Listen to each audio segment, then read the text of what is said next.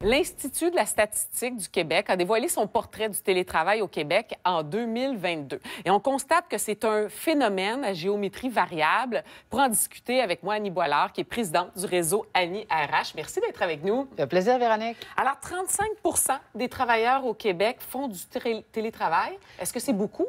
Oui, bien, en fait, on aurait même pu penser que ça aurait été un petit peu plus haut que ça, Oui, hein, parce qu'on inclut là-dedans les gens qui font du travail en mode hybride, qui se trouvent être une combinaison entre le télétravail et le présentiel. Et ça, c'est la majorité des cas. Donc, cette étude nous dit qu'en 2022, 35 des gens étaient dans cette situation. Mais vous aussi, vous pensiez que c'était un peu plus? J'aurais cru que c'était un petit peu plus, effectivement. Oui. Oui. Qu'est-ce qu'on remarque? Entre autres, là, ce sont les jeunes de 25 à 54 ans. Vous allez me dire, c'est On est jeunes, les on 54 est jeunes à 54. Alors, ce sont 40 quand même qui font du télétravail. Oui. Puis là, l'enjeu avec cette statistique, c'est que c'est un très large éventail, les jeunes, de 24 à 54. Pour les plus vieux, donc les 54 ans, ils tombent dans la génération des X. Et pour eux, c'est pas un souci qu'ils fassent du télétravail, parce que ces gens-là connaissent déjà très bien leur métier, maîtrisent leurs outils de travail, ils ont déjà développé leur réseau professionnel, alors ils peuvent bien télétravailler. L'enjeu, c'est que dans cette même grande tranche d'âge, on met aussi les jeunes. Et pour les jeunes, c'est un peu plus, un petit brin, disons, plus sensible, parce que, notamment, notre génération Z, les 27 ans et moins, lorsqu'ils télétravaillent à temps plein, à 100 de leurs tâches, on se rend compte dans d'autres sondages qu'à la fois leur engagement diminue auprès de l'employeur, puis ils sont un petit peu plus tristounets aussi au quotidien. Donc, ça fonctionne bien pour nos X, ça fonctionne moins bien pour nos Z. Les Z, la formule gagnante, c'est de leur proposer du hybride, présentiel, virtuel. Ce qui est un petit brin difficile des fois, c'est que quand on leur demande aux Z qu'est-ce qu'ils préfèrent, dans les statistiques, dans les sondages, ils nous disent on veut télétravailler à 100 Mais ce qui est aussi drôle, c'est que lorsqu'ils se présentent au travail parce qu'on leur demande des journées en présentiel à l'occasion, à la fin de leur journée de travail, ils disent « Ah, je suis content d'être venu. » Ah, quand même. Donc, ils ont aimé ça, voir des collègues, discuter avec d'autres. C'est ça. C'est comme s'il y a une nuance entre ce qu'ils souhaitent et ce qu'ils ont besoin. Ah, c'est intéressant. Ouais. Et les femmes aiment beaucoup le télétravail, plus que les hommes. Hein? En fait, les statistiques nous démontrent qu'elles télétravaillent davantage. OK. 40 des femmes versus 31 des hommes. Ah, oui, OK. Et ça fait sortir toujours une grande discussion parce qu'on sait que les femmes, en général, au Québec, gagnent moins d'argent que les hommes. Leur métier est moins rémunérateur. Là, on va s'entendre. Avec nos législations, nous ne sommes pas en train de dire qu'on paie moins les femmes pour faire le même métier ou le même travail que font les hommes. C'est pas le cas. Mais les femmes choisissent des métiers moins lucratifs. Donc, tout ça, ça se transfère ultimement dans leur compte de banque.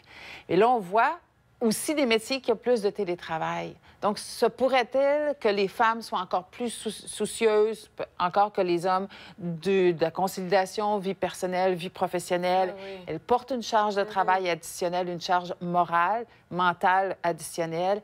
Elles vont choisir des métiers avec plus de télétravail. Parce que les métiers où on télétravaille, on est moins payé quand même ou Pas nécessairement. Non, pas nécessairement, mais quand on voit les choses, on se rend compte que les femmes choisissent des métiers moins lucratifs et elles choisissent de faire plus de télétravail. Donc, il y a quelque chose dans leur choix professionnel, fondamentalement, qui va permettre possiblement plus pour la famille au détriment de leur compte bancaire. Et ça change aussi, hein, c'est différent d'une région à l'autre. Oui. Au Canada, nous, au Québec, nous sommes dans ceux qui préfèrent le télétravail, qui en faisons le plus au Canada. L'Ontario, un petit peu plus que nous, mais après, c'est nous et nous sommes significativement au-dessus de la moyenne canadienne. Ah oui.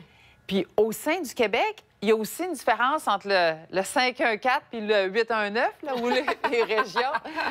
C'est que... Comme toujours. On se rend compte que dans les grands centres, donc Outaouais, Montréal, 45 des gens qui font du télétravail. Ah oui. Québec, 40 mais en région, 20 Donc, donc il y a des nuances. OK. Évidemment, on voit vite que trafic, hein, plus il y a du trafic, plus on préfère télétravailler.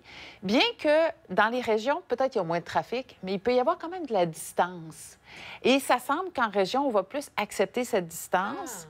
Peut-être quelque chose dans notre façon dont nos bureaux sont structurés. Souvent, en région, il y a un bureau. Quelqu'un qui se déplace, même s'il y a à distance, on va se retrouver avec les collègues dans le même bureau. Oui, oui. Nous, à Montréal, parfois, il va y avoir plusieurs bureaux. Donc, on se déplace pour aller au bureau, mais on y arrive, puis nous sommes seuls parce que nos collègues, eux, sont dans d'autres bureaux. Ah oui, c'est intéressant. Donc, il y a peut-être qui explique qu'on va accepter plus la distance en région. Parce qu'il y a aussi ce donné que je trouvais intéressant qui disait les personnes travaillant dans un endroit de moins de 100 personnes souhaitent faire plus de télétravail. Donc là, on peut penser que c'est parce qu'il y a moins de personnes à qui on peut parler ou discuter, il y a moins d'énergie. Possiblement. En fait, c'est intéressant, cette statistique. C'est le fun que vous la ressortiez, Véronique, parce que le sondage, c'est qui préférait faire plus de télétravail que ce qu'il aurait offert. Et à nouveau, en tête de liste, les femmes, les plus jeunes et les gens qui travaillent dans de plus petites entreprises. Ah, oui, donc, c'est ça. Des fois, ils se déplacent, mais s'il y a personne, oui. il y a peu de personnes, ils ne sentent pas l'énergie, peut-être c'est moins motivant de se déplacer. Oui, ça, à suivre, hein, mais comme vous disiez, le télétravail, c'est là pour rester. En plus, on est champion au Québec. Oui. Dans le Canada, j'en reviens pas. Mais oui. en tout cas... Puis notre performance ne diminue pas au travail parce qu'on fait du télétravail en général. Là, il y a plein de sondages qui disent un petit peu oui, un petit peu non, mais en moyenne, on confirme qu'on garde notre productivité en télétravail. Donc oui, là, ça plaît aux employés, ça plaît aux employeurs, c'est là pour rester. Il faut que je l'accepte. Annie Boilard, merci beaucoup d'avoir été avec nous. Plaisir, Véronique.